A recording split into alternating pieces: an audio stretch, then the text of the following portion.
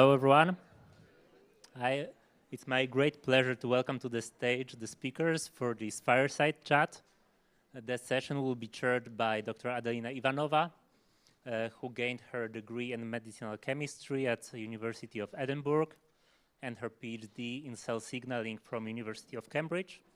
And currently, Adelina is a postdoctoral fellow at Novartis Biomedical Research, where she focuses on enzymatic technologies. And she's also well known in our community because she used to serve as the vice president of GBR for 3 years, from 2022 to 2025. And joining her on stage is Thierry Bernard, Chief Executive Officer at QIAGEN. Thierry joined QIAGEN in 2015 and was appointed the CEO in 2020. Wow. And before that, he spent 15 years at bioMérieux in various leadership roles. And beyond that, he serves on the board of directors of various companies such as Neogen and Bruker. So please welcome our speakers on stage. Thank you, guys. Thank you.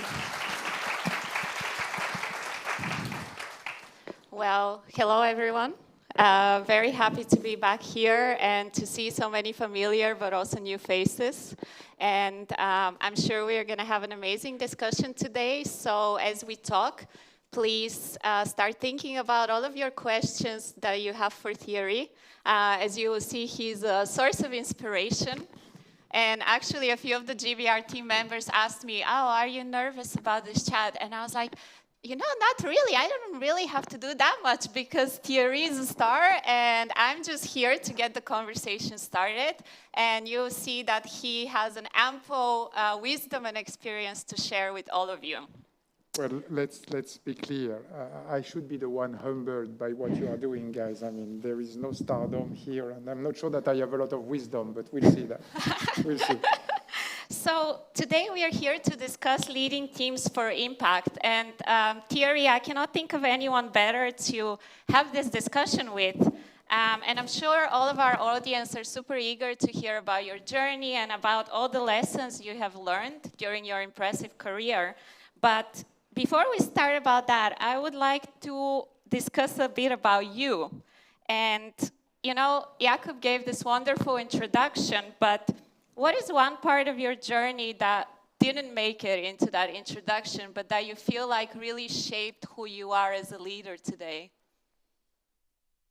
Well, first of all, kudos, Jakob, because, I mean, you knew everything, so I'm quite impressed. But I would highlight three things.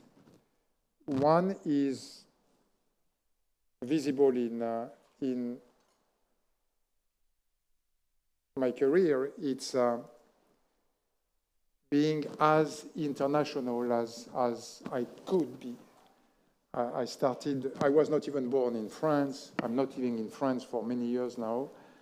But as soon as I could, as a student and then as a young professional, for me, moving abroad in different countries in Europe, in Asia Pacific, in China, in Singapore, and in the US, was probably critical because for me, the more you are traveling, it's a cliche, I know, or the more you are expatriating yourself, the more intelligent you become. And when I say intelligent, it's not smart. It's in the basically etymology definition of intelligence, which is understanding things and also factoring different ways of thinking, behaving into your decision making. So that's number one. So my advice to you guys, as soon as you can get out of your country, you can always get back to your country. This is easy. It's moving, which is difficult. Someone who is said to be French, he was not French, he was Belgian. He was a famous singer, I mean, for my generation, not yours, you're far too young. His name was Jacques Brel. Jacques Brel gave an interview one day, and he said, moving to Singapore as a Belgian is not difficult. It's easy. What is very difficult is going from downtown Brussels to the airport of Brussels before taking your flight to Singapore. And my advice to you guys, as soon as you can get out of your country, if you have the opportunity, take it. Don't be afraid of that. Embrace it. coming back to your family. I know it's difficult. Sometimes you need to get away. And in some culture, family is so important, which I respect a lot, but take it. And if your company, your employers doesn't give you the opportunity to have it and you want it, then move and change company. Ask for it, first of all, because you don't ask, you don't get. But then, if they don't give it to you, move. My advice, my 2 cents, just my perspective. Second, failures, guys, failures. I mean, it's never in the official resume, but if I could tell you how many times I failed, you would kick me out of this room immediately. I got involved in politics. I failed. We created a political party with some friends. We failed. I was involved in at least 3 startups that we tanked. Was the team bad? No. They were very good. Could we have done it better? Probably. But you learn from mistakes. So never be afraid. It's a cliche again, but it's so true, guys. As long as you do not fail, you do not suffer. If you're not suffering, I mean, you see what I mean. Last but not least, empathy. This will never be written in a resume or a career description. Empathy, guys. If you want to go to a professional career, if you want to move to business, I hate that headset. Empathy is key. You can be very strong in finance, on technology, research and development, marketing, sales, whatever you want. Empathy. Basically, taking the time to spend time with people, but not just to speak about numbers, but speak about who they are, what is impacting them. If you work in a big corporation, the day you go to the big building, the headquarters, if you're not spending time with the people at the reception, you're not doing your job. Because they are equally important. It's the first, basically, visible part of the company. Or the people cleaning the offices. If you're not spending the time to say thank you and things like this. I know it's basic, but if you do not have empathy, for me, and this is a value which is too often ignored in business, that doesn't say that you don't have to be tough or take tough decisions, but empathy is key. Those are the 3 things I would say. Wonderful. And you already touched a little bit about the fact that you've worn many hats during your professional career, and you have previously said that your move from your formal training in economics to healthcare was almost accidental. And yet today you lead multicultural teams across divisions and continents. What did you have to learn about earning authority that doesn't come from being the expert in the room? So first of all, I wouldn't say, really, I hate that. Sorry, guys. Yeah. I wouldn't say earning authority, because that's not the point for me, and don't be offended. I think it's earning credibility. There is a significant difference between authority and credibility. You get authority because you are credible, not because you are CEO or you are VP or... forget about the titles. Forget about the titles. Don't even sign with your titles when you send an email or things like this. Who cares? You're good, you're good. You don't need a title. But yes, I knew nothing at that time about healthcare. My memories from biology, for those who are French, was coming from the baccalaureate day. It shows my age as well, many years ago. But it's about passion.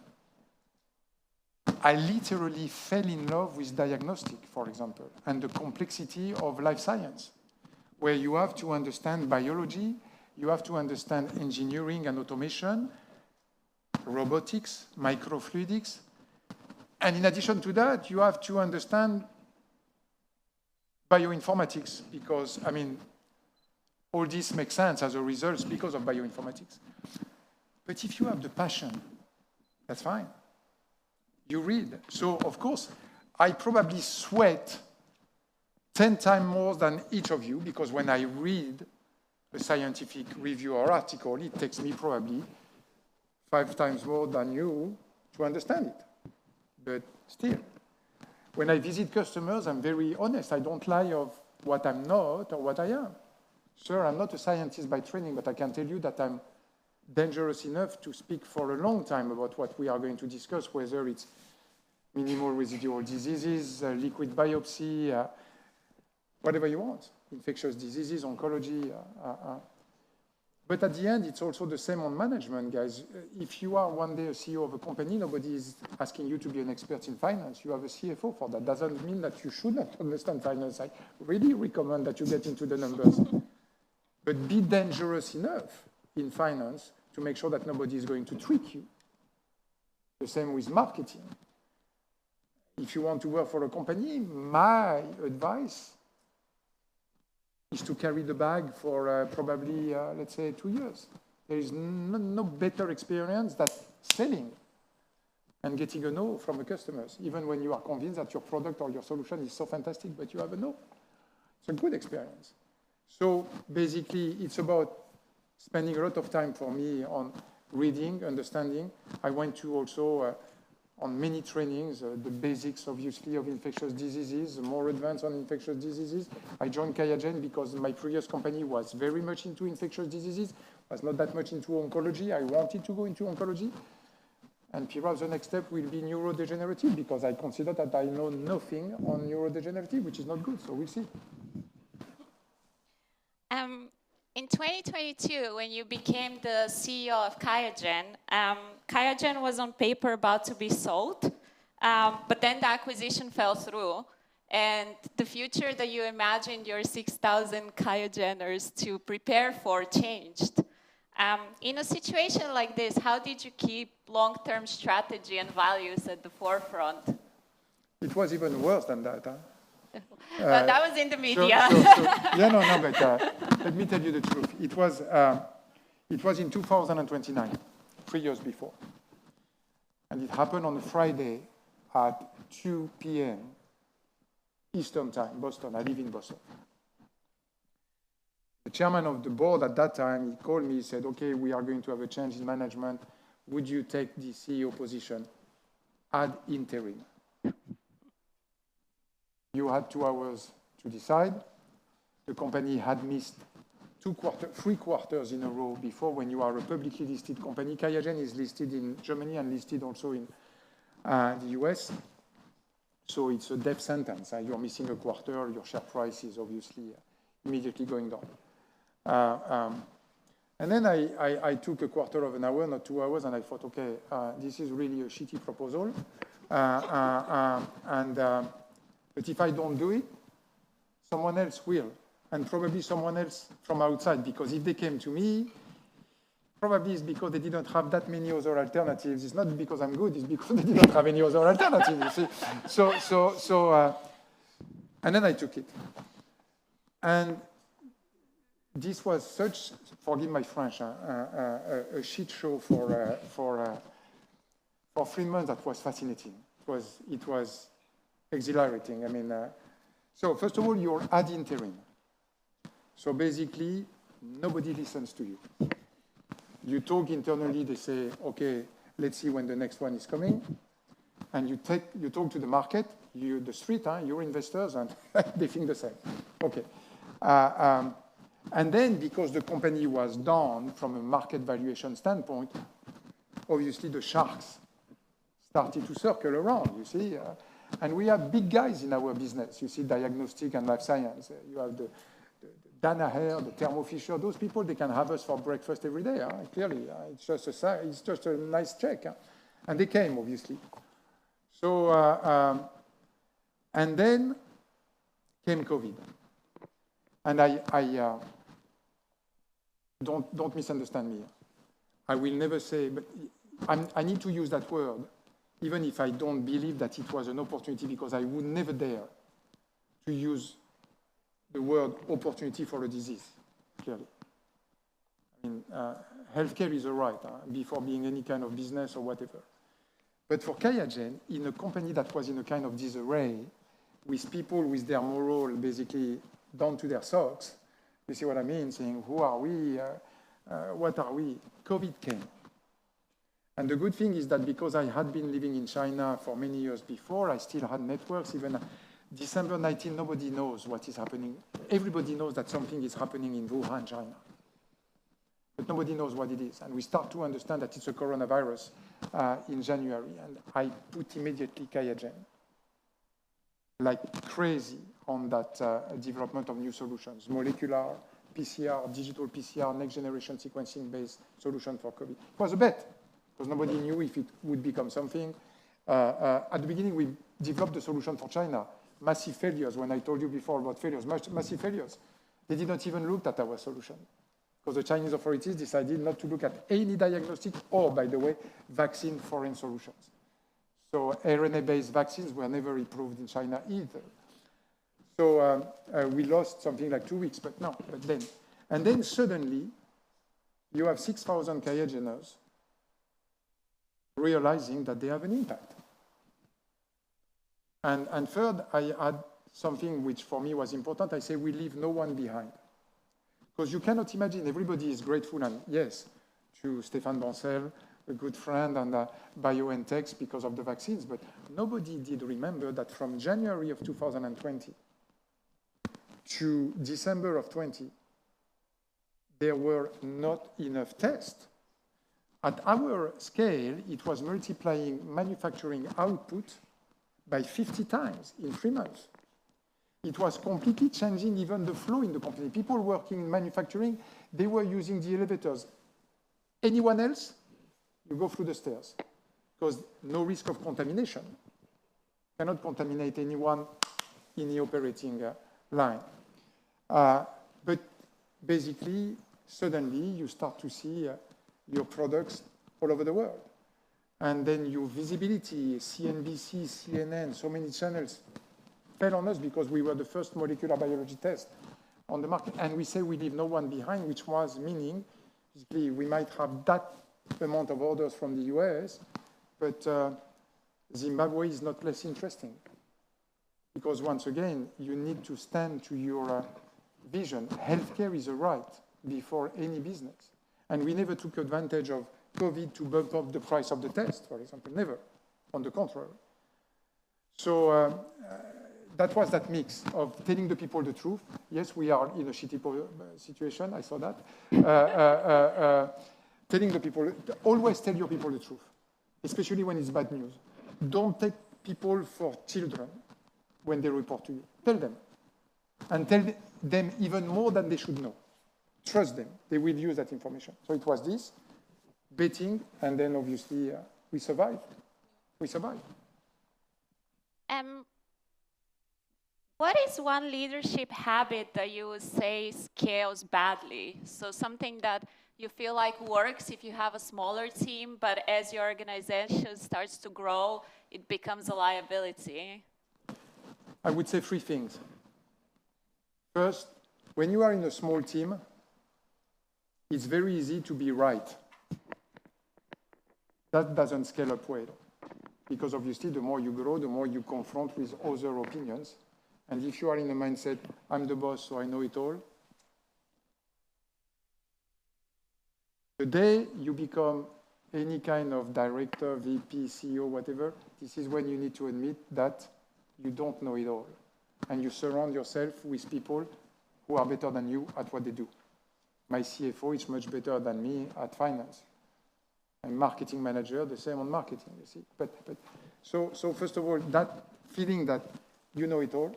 Second, especially in healthcare, the problem sometimes with many startups in healthcare with wonderful solution, super added value product, is that, I hope it's going to change, but very often they are created by a scientist. And that scientist at the point has problem to let it go, to bring on board someone who is business-driven and who is going to develop the company. That transition between science and business is not easy. It's not easy. And you need to see that very clearly and very quickly. Last but not least, when you are small, sometimes you see there is a lot of friendship inside the team, and it's good. I believe in empathy. But when you think, even if it's a friend, that someone is not up to your expectation anymore, don't wait. Don't wait. You will always believe, let's give him 6 months, 8 months. Sometimes, yes, you can put an improvement plan in place. That's perfect. But sometimes, most of the time in your head, you say, I know it's not going to happen. But we are friends, or we have a good relation, or he's nice, she's nice. No. No. And it's better to tell someone, that doesn't mean you are bad or good. You are not up to this expectation. So either we find someone else, or you need to move out. It's difficult. It's difficult. But complacency in people, in what you expect from people, is not possible. Is not possible. There's a question that I feel like I have to ask in today's world, and it's related to what you've said, that you would like QIAGEN to be the most AI-driven company in its field. What are the key aspects of this technological revolution that impact innovation, but also your leadership? And how can leaders distinguish hype from real long-term impact? So first of all, I will recommend you to always keep a cool head. So she's thinking, what the heck does it have to do with AI? Because sometimes I'm pushing back on investor and analyst, financial analyst, because I'm telling you guys, can you tune it down a bit on AI? Because AI with you, it's like China 10 years ago. You couldn't see a PowerPoint presentation without China. And I'm always pushing back on the market. So basically, for the street, for the financial market especially, 10 years ago, you would not be present in China, you were stupid. 10 years after, you are in China, you are also stupid. Pick your poison, guys, because the market is down and so on. Think long term. Think long term, always. Forget about the fashion and so on. So AI, it's my concern at the moment. It's becoming, yes, AI is doing everything. First of all, as far as we are concerned in QIAGEN, we have been using AI because we have a significant activity in bioinformatics. So the manual data curation that we have been doing for 20 years, we have been boosting that with LLM boosters for the last at least 10 years. So it's not new for us. Second, it's clear. Someone telling you today, I want to ignore it, it's equally stupid than saying, I expect everything from it. It is clear it would be lying to people that AI is going to boost your operational efficiency. Let me give you a very simple example. When you are in the clinical world, you need to do post-market surveillance. I guess that most of you know that. QIAGEN, it was an article in Nature 3 years ago. We do all our post-market surveillance via AI now. And that has a human consequences. I need to admit that. I mean, we had a team probably of 20 people, and now it's 2. That doesn't mean that we laid off 20, we found solution, but some people had to go. You can now, if you are working in manufacturing, put cameras all over your manufacturing line. Those cameras are going to shoot constantly pictures and pictures and pictures of your manufacturing process, create algorithms that can help you to detect when a failure will happen. Imagine the impact on your scrap rate. It's phenomenal. For us, it was 15% improvement on scrap because we are manufacturing sometimes very complex cartridges. So operational efficiency, clear. Product development. We use a lot of enzymes. We develop a lot of enzymes at QIAGEN. Already 30% of our enzymes are enzymes, and tomorrow oligos as well will be AI-based. We have a fantastic product. You might know that, but you are scientists, so that's good. You know that a quarter of this room is latent TB positive, right? A quarter of the world population, so a quarter of this room, is latent TB positive. That doesn't mean that you are contagious because it's not contagious. The problem is that 10 to 15% of the latent TB, tuberculosis positive people, will move to active TB. And this is where you become contagious, and it's becoming a public health, obviously. And you have seen TB coming back in Europe, TB coming back in the US, and so on. It's not just emerging countries. Well, we can develop our algorithm now to try to issue a score to predict which patient will be more susceptible to evolve once latent TB positive to active TB. So we need to, of course. Now, is it going to replace, for example, manual data curation? I don't believe in that. Will it replace also the fantastic psychological impact of a clinician? I don't believe in that, clearly. But at the same time, for us, I created an AI university inside QIAGEN, and everybody needs to go to that university, including myself, because let's be clear, I'm an old fart. I mean, I don't master most of the tools that are completely normal for you, because I'm too old. So if I don't train myself constantly on new tools on AI, so yes, in our company, Claude is everywhere, Anthropic is everywhere, and there is this AI university where everybody has to go get his credentials to continue to stay in the company. That's very simple. You talked a lot about different aspects of business, and I think one important quality of leaders at your level is that you can distill this complexity into coherent missions and coherent directions. Looking ahead, what do you think are the kind of complexities that these future leaders in the room will have to become comfortable with as they take on their leadership positions? That's a complex question. Do we have 4 hours together? First, I know it's a cliche, guys, because I think but it's volatility. And when I say volatility, it's any kind of volatility. It's financial volatility, geopolitical volatility. It's not going to stop, guys. If you believe that the world is going to go, I don't want to be a party pooper, but clearly what happened in Ukraine, what happened in the Middle East, what might happen in Asia Pacific, I mean, volatility, and it's going to happen all the time, all the time, all the time. Economic, financial, geopolitical, product disruption. If you are in a company where you are number one with one of your solutions, get obsessed with something. My 2 cents, again, my recommendation. The problem with being number one is good. It's good to be number one, don't get me wrong. The problem with being number one is that you quickly become complacent and arrogant. Talking about arrogance from a French perspective, it is easy. So always be nervous, excited. What's next? Where is the danger coming from? Geographically, technologically, or so on. Look at the incredible breakthrough in our biology, healthcare world just in the last 10 years. 10 years ago, how many people were talking about liquid biopsies? Quite nobody. How many people were talking about the impact of the microbiome? 8 years ago, for example. 5 years ago, how many people were talking about minimal residual diseases in oncology, especially? So it's constantly, so the party is over, is constantly going on 24/7, so get used to that.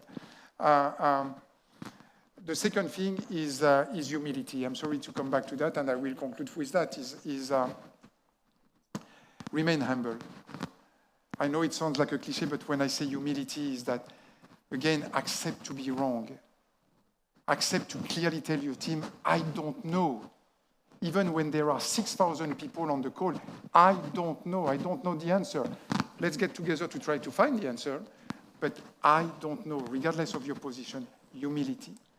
And sometimes when you see a candidate that is really good, don't think, is he going to take my position in 4 years? No, she's good. Let's go for it. So humility, I would say volatility, humility, for me, that's the 2 things. Cool. But you know all this, so that's good. Well, I think that's a great entry point to start taking questions from the audience, because I'm sure they have a lot to follow up on that. So please raise your hands.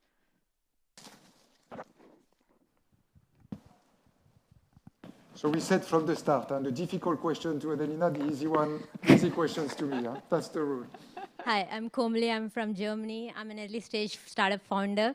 Where are you from? Germany. Oh, nice. Where in Germany? Berlin. Oh, nice. So we are based in Berlin. Good.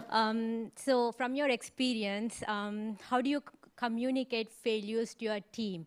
Rather, there's communication becomes as a catalyst to strengthen your team rather than as a setback? Like, how do you communicate these failures? I believe that people are adults for me. Okay. So, no, but what I mean by this as a CEO of QIAGEN, we call them QIAGENers, I gave them a level of information that was unprecedented. Unprecedented. Because, it's too easy in a company to see, okay, because I'm talking to R&D people, so they cannot understand the impact of what they are doing on the stock price. I'm not obsessed by the stock price, but I work for a publicly listed company, so I need to basically deal with that. So I explained to them. And then we created also trainings, for example, finance for non-financials, compulsory. The same. I mean, I don't want someone in finance at QIAGEN just typing the name of our products without understanding at least what they try to do. So biology for non-biology is for sure compulsory for everybody. So tell them the truth. Don't sugarcoat. When it's difficult, don't try to sugarcoat the situation. People sometimes are thinking I need to protect them from this. No! At least from my perspective, that doesn't mean that I'm right. Huh? But my perspective, tell them the truth. Especially when it's getting tough out there. Second, accept challenge. In our company, every quarter, when we publish our results, there is a town hall with 6,000 people. They are all there. Before, and I'm not saying it's good and bad, Thierry is not good, the other, no, that's not the problem. Before, basically, the CEO was talking, thank you very much, all clear, bye. For me, first of all, I don't want to be alone speaking, so I'm surrounded by people, and it's 20 minutes max. The rest of the hour, and sometimes it goes to hour and a half, is, guys, question, criticism, challenges, and we accept anonymous comments, so you can imagine, But at least, and sometimes you see when I'm reading all the questions and I receive a signal from my company, no, don't take this one, it's too controversial. Hell yes, I'm going to take this one. Give them the opportunity to tell you that they disagree and make sure that there is no retaliation. Because if there is retaliation, you understand at a point they won't. So I think that's what I would, for me, it's what is important. Tell them the truth, allow them to disagree with you, but at the same time, that doesn't mean amen to everything that sometimes it's very tough exchange on the phone or live, because I say, how can you say that? So stand for what you believe, but accept that they can disagree, or accept that they are lacking information on the decision, because yes, you lay off people sometimes, or yes, you decide to increase salary at a lower level. Those are not easy decisions, but that's the situation. Did that answer your question, or yeah? Okay. Other questions? Brian? Nice talk. My name is Brian. I'm from the Philippines, but I studied and work in Japan. I love the idea that you're a global citizen. And in line with that talk earlier about leadership and diversity, there's an adage that goes like, variety is the spice of life. But what if it becomes too spicy? So in this aspect, to put things in perspective, I think there was a study in Harvard by Robert Putnam in which in civic life, diversity has its downside. In a 30,000 people population, they were able to find out that people tend to less volunteer, less do activities in a very diverse cohort. Putting things in perspective in an organization as a microcosm of the society, what was your experience in which a multiculturally diverse project or environment can attain more, and when can a less diverse team can do more? And what can we do to strike a balance of being multiculturally diverse while still mitigating the potential impact of clash of ideas, ideology, culture to a detriment? Thank you. That's a good question. Again, I come back to what I told you, keep a cool head, guys. I mean, come on. Was it necessary to wait many years to understand that a more diverse management team, or between men, women, different nationalities, orientation, and so on, it's obvious. So suddenly it became, at the same time, at a point, I was heavily criticized, not only inside our company, because I said, guys, it's very simple. Some people are going to think it's positive discrimination, but I don't care. So my motto, especially at managerial position, starting tomorrow, if for equal competencies you have gender diversity, I'm asking you to go for the woman. Why? First of all, because if you take QIAGEN overall, it's 52% women, 48% men. But when you go to management, at that time, it was 29% women. I'm sorry, this is not normal. So if you don't break this at a point forcefully, with clear guidelines, and some people told me, but it's positive. No, it's not positive discrimination. I'm telling you, for equal competencies. I'm asking you to basically favor, because I don't like that number of 29%. Clearly. And sometimes it's impossible. You know, 4 years ago, I was replacing my VP of manufacturing. I can tell you, I told the headhunter, I said, please, this is what I would like. No, we couldn't. So at the point you are. So I strongly advocate, and if you look at us, at the board, we are good. Now we are 39%, so 10 points of gender diversity at management level, so I'm proud of that. Is it enough? Of course not. We suck at the executive committee. I have one woman in the executive committee. It's not normal, so we continue to try to work on that. I don't want to be controversial. On gender diversity, my concern now is that I see too many messages posted on many social medias that are conflictual, as if it was one against the other. And this is, I see it very concerning, especially on LinkedIn, for example. Personally, I was a huge user, the only social media, I'm not using anything else, of LinkedIn. Now I stopped using it because I think it became really, but sometimes I see it conflictual. I find that I still believe I'm a big fighter for it, but I'm just trying to send people, please, it's not a question about conflict. It's obvious. It's a no-brainer. It's a no-brainer. Second, other kind of diversity. QIAGEN is a global company. We are very proud of our German roots, but we are a global company.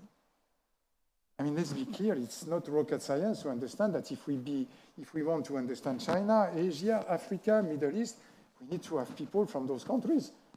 That Thierry is not going to, or the executive committee, the truth, we are headquartered in Düsseldorf, in Germany. The truth doesn't belong to Düsseldorf. The truth happens in Dubai, in Shanghai, in as close as possible to the customers. So obviously, I need to make sure that more and more managers are going to come from those different countries. So yes, my executive committee today is mostly non-German, not even living in Germany. I'm not saying it's bad to be German and living in Germany, guys, don't get me wrong. But most of them, my HR is in the US, my operation is in the US, some people are in Germany, and myself in Boston. Why? Why? Because you're the CEO, you need to be in the headquarters? Why? It's very, when I did that at QIAGEN, people say, you should be in the headquarters. Why? To have a nice office in Germany? But what do I bring to Germany? The US is the main market for us, biology, tools, life science, and diagnostics. So, okay, but I come to Germany, obviously, every month. But you see what I mean? So you need to decentralize. You need and yes, I still say, one day I received an email saying that I was racist. Because I said, because yeah, anonymous, obviously, because I said that we were still in a white, male-dominated company. I received an email, you see, you're anti-white. You look at me? But it's a reality. And I'm not saying that it's preventing QIAGEN from working very well.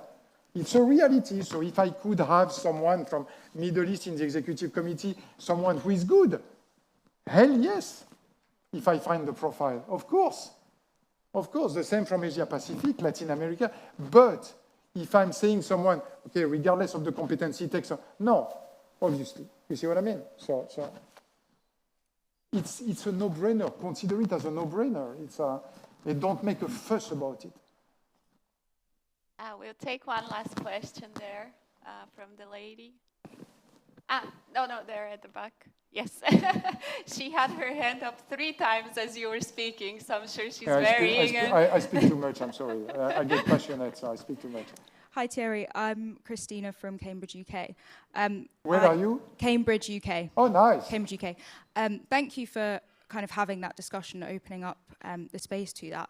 I was curious as to your thoughts on inclusion versus diversity, because what you've talked about is building a diverse team. That doesn't necessarily translate to that team being inclusive.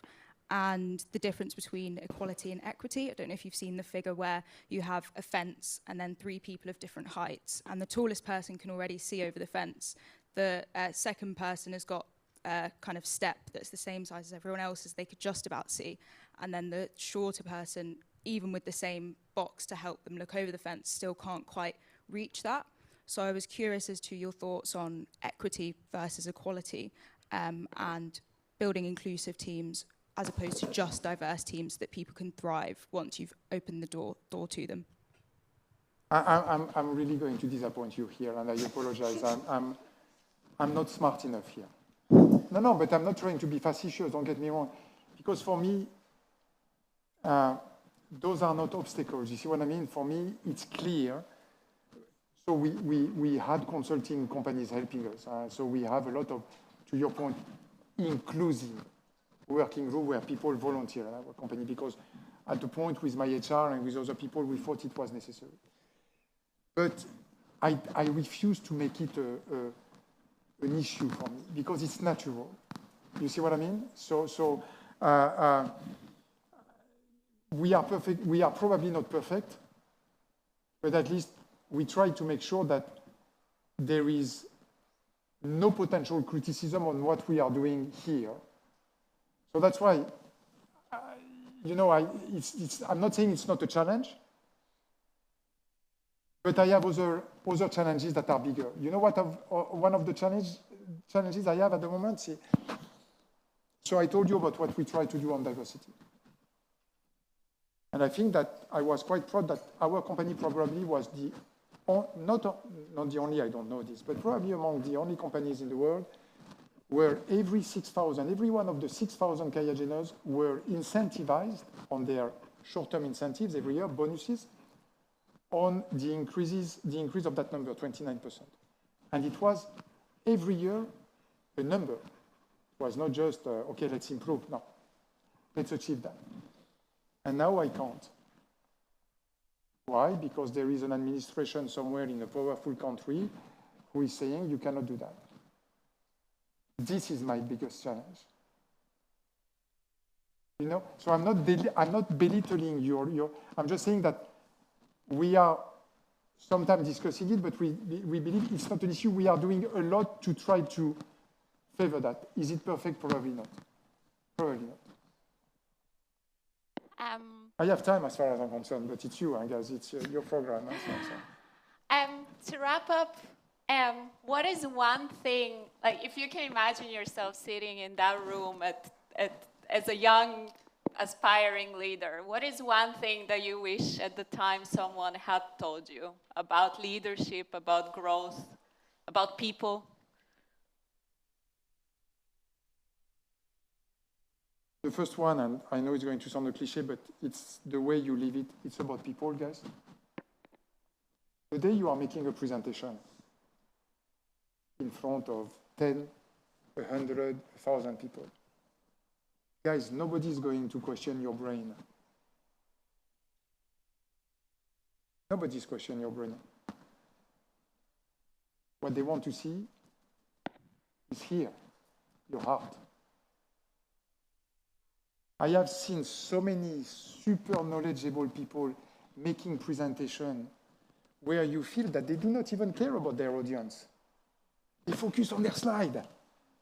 You see, and the knowledge in their slide, everybody knows that they have that knowledge. But was it impactful? Then at the end, so show this. Okay? It's all about people. But that doesn't mean that, again, you do not have to master science, finance, marketing, sales, everything. It's the people, it's your ability. The question is very simple. You are in a trench during a war. How many guys with you are okay to stand up with you in front of the bullets and taking the bullets together with you? That's the main question. If your answer is I don't know, if your answer is yes, they know that they will, because they also know that I will be the first one to take the bullet. That's good. First. Second, you are going to go in ascending careers. Never take your decision, my 2 cents, based on the increase of salary or the increase of people you are going to manage. That's the most limiting decision-taking factors that you can have. Sometimes transversal moves are equally teaching. Sometimes moving down even to go up higher is, so never, oh, look, I have a team of 20 people, now they are proposing that I have only 1 direct report. Yeah, but it's not the same kind of management. It's management by influence, not management by reporting. I'm going to learn here. Things like this, you see? Or it's what counts. Follow what you feel, not what many consulting or HBS, blah, blah, blah thing. Follow what you feel. And you will fail. And so what? You will fail. So what? You will learn from that. Guys, you have probably among the brightest brains in the world in this room. So boost your brain with empathy. I don't think there's a much better way to end the session. Thank you, Thierry, for Thanks, this super honest conversation. No, please. No, don't do that. Don't do that. No, please. You should continue clapping to make you feel more uncomfortable.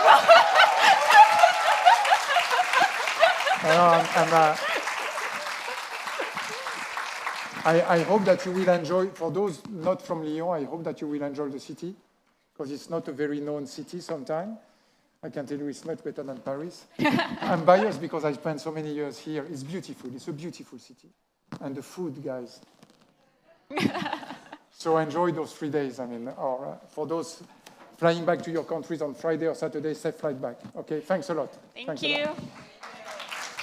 Thank you so much, Thierry and Adelina, for the inspiring discussion.